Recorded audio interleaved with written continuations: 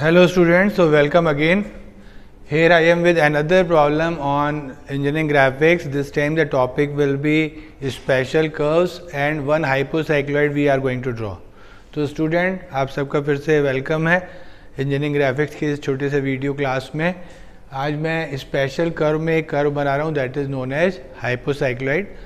आप ऑलरेडी जानते हो, you know that hypocycloid will be the locus of a point on the circumference of a circle which rolls without slipping inside a circle.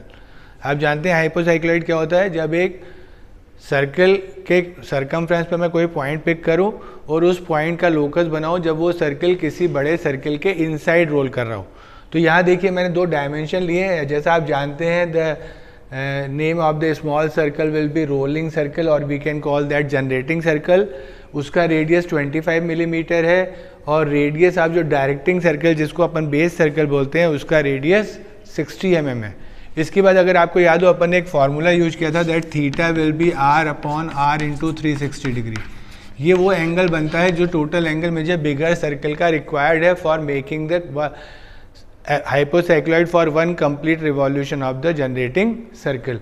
तो अगर मैं इस फार्मूले को यूज करूं तो that is 25 upon 60 into 360 degree. So that comes 150 degree. तो इसका मतलब क्या हुआ, जब स्मॉल सर्कल बिगर सर्कल पर रोल करेगा और जब वन कंप्लीट रिवॉल्यूशन लेगा तो 150 डिग्री टोटल मूव करेगा. मतलब बिगर सर्कल का जो पार्ट 2πr होगा that will be in the form of angle will be equals to 150 degree. अब डायरेक्टली ऑलरेडी आपने एपीसाइक्लॉइड और साइक्लॉइड बनाया हुआ है तो मैं डायरेक्टली प्रॉब्लम पे आता हूँ.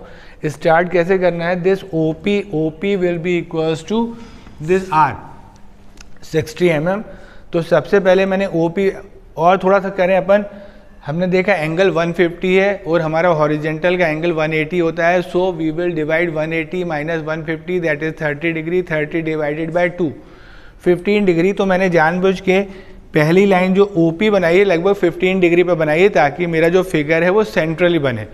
सो initially we will draw this line OP that is equals to 60 mm at 15 degree angle. इसके बाद मैंने ये आर्क बना लिया जो येलो कलर का आपको आर्क दिख रहा है. This is the part of the bigger circle. ये हमारा डायरेक्टिंग सर्कल है. आप जानते हैं ये जो बड़ा सर्कल है OP जिसका रेडियस है that is known as base circle और डायरेक्टिंग सर्कल.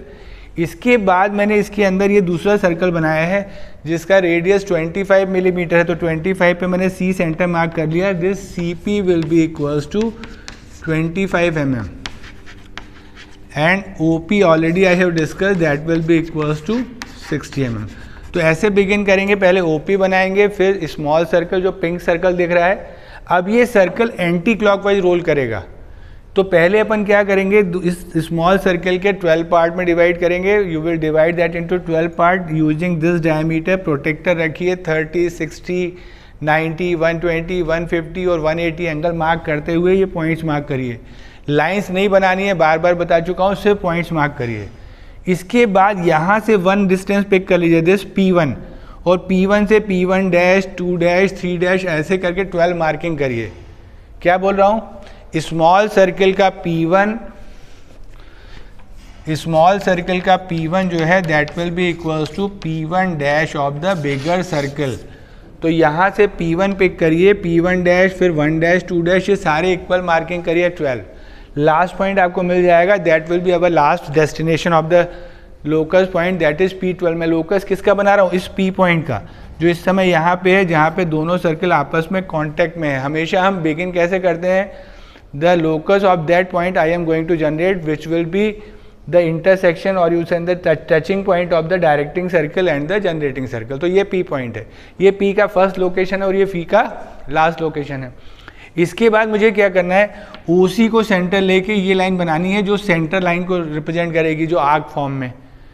इसके बाद मैंने क्या किया, ये जो 1 डैश 2 डैश थे इनको O से मिलाया ताकि मुझे सेंटर्स मिल जाए C1, C2, C3, C4 and up to C12. मुझे लगता है इतना सबसे बनता है.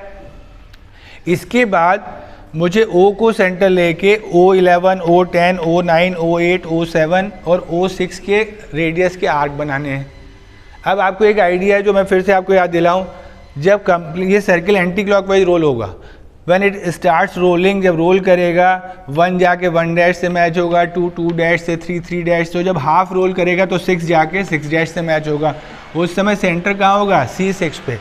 जब सेंटर C6 पे होगा तो यहाँ से R डिस्टेंस पे 6 पे मुझे मिलेगा P6। तो देखिए फर्स्ट पॉइंट मिल गया P, middle point P6 and last point P12।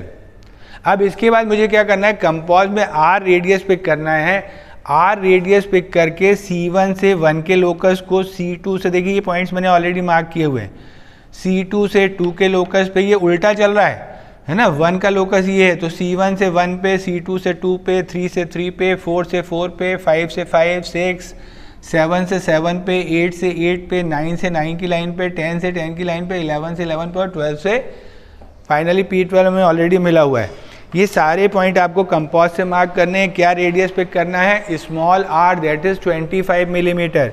ये 25 लेंगे। देखिए C6 से कट करूँगा तो कहाँ कट करेगा? P6 पे। ये सारे पॉइंट मिल गए हैं, इनको स्मूथ आर्क से मैच करिए कुछ इस तरीके से।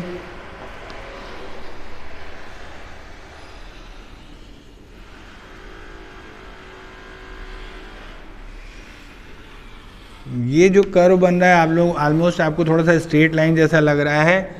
This is the curve that is known as hypocycloid. Hypocycloid ऐसे टिपिकली बनता है, ये इनसाइड मूव करता है। काफ़ी बड़ा एंगल मिला था 150 डिग्री, तो आप इसको स्मूथ कर्व से मैच करिए। So this is the curve hypocycloid. मुझे लगता है आप बना पाएंगे, ये एग्जामिनेशन का क्वेश्चन है।